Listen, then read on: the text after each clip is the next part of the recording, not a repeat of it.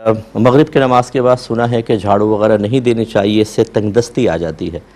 देखें, हम तो इससे मना करते हैं, इससे कोई मसला नहीं होता।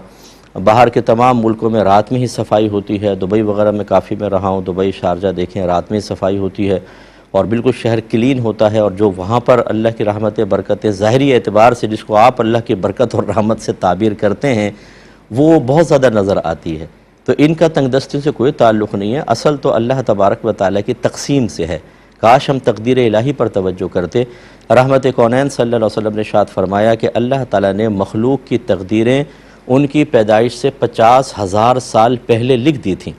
यानी अल्लाह तबारक व तआला ने मखलूक अभी पैदा भी नहीं हुई, किसको कितना रिस्क मिलेगा, कितना नहीं मिलेगा, कौन कहाँ पैदा होगा, किससे शादी होगी, कितने बच्चों के, सब लौहे महफूज में लिखवाया हुआ है।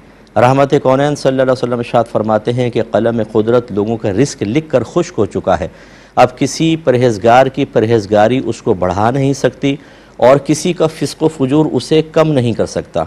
बुखारी की रिवायत है, नबी करीम ने फरमाया, जब बच्चा माँ के पेट में 4 माह का हो जाता है तो एक फ़रिश्ता आता है और 4 बातें उसके बारे में अल्लाह के हुक्म से लिख देता है।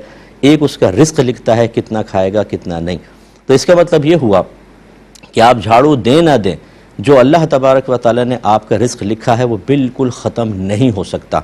तो फिर इस किस्म की चीज़ों पर तवज्जो करके कि झाड़ू ही फ़ाइल हकीकी बन जाए, ये मौसिर हकीकी बन जाए, अल्लाह के लिखे हुए पे तवज्जो ना हो, हम कहें झाड़ू ना दो तंगदस्तियाँ आ जाएंगी, इसका मतलब कुरान और हदीस में मतलब शरीयत इसको लाइक नहीं करती है।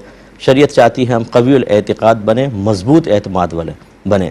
अल्लाह ताला नबी करीम फरमाते हैं, इज़ा ततय्यरता फमदी, कि अगर तुझे कोई बदशुगूनी किसी चीज़ के बारे में पैदा हो, उस काम को कर गुज़र, घबराओ नहीं, करो उस काम को करो, कुछ वही होगा जो अल्लाह तबारक व तआला ने आपकी किस्मत में लिखा है।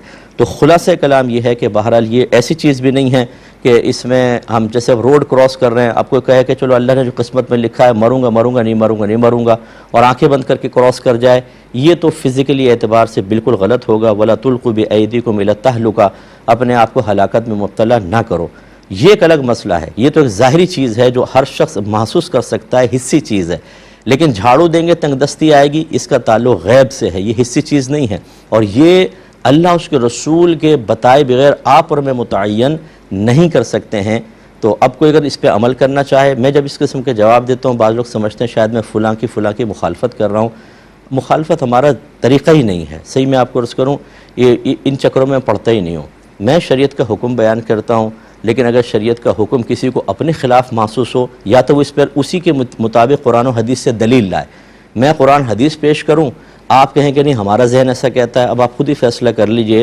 यानी कहने वाला खुद फ़ैसला कर ले कि कुरान और हदीस के मुकाबिल अपनी सोच और फ़िक्र या बाज़ किसी बुज़ुर्ग से मनक़ूल कोई चीज़ को पेश करना कैसा है। और दूसरी बात यह है कि हमारी बात जब आप सुनेंगे तो आप क़वियुल एतिक़ाद बनेंगे, आपका एतिक़ाद मज़बूत होगा और तवज्जो अल्लाह की तरफ जाएगी।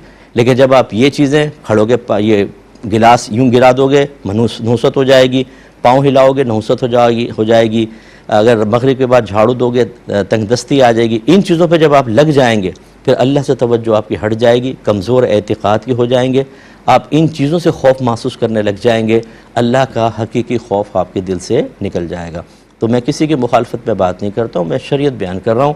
अगर वो किसी को अपने मुखालिफ महसूस हो रही है तो वो दलील दे, अगर दलील नहीं है तो कबूल करे, नहीं कबूल करना चाहता है, हमारा किसी से झगड़ा नहीं है, हम कोई झगड़ा करने के लिए कोई यहाँ बैठे, हम तो दीन सिखाने के लिए बैठे। और माशाल्लाह 21वां साल है, मैं सिखा ही रहा हूँ, तो नाराज़ मत हो, आप अपने ऊपर अमल करें। फिर ठीक है, आप कहें हम तुम्हारी बात नहीं मानते, कुरान हदीस की बात हमें समझ में नहीं आ रही, हमें अपनी दलील समझ में आ रही है, तो फिर हम ज़बरदस्ती तो नहीं कर सकते। हम वमा अलैना इल्लल बलाग, हम तक तो बात को पहुँचा देना ही लाजिम है।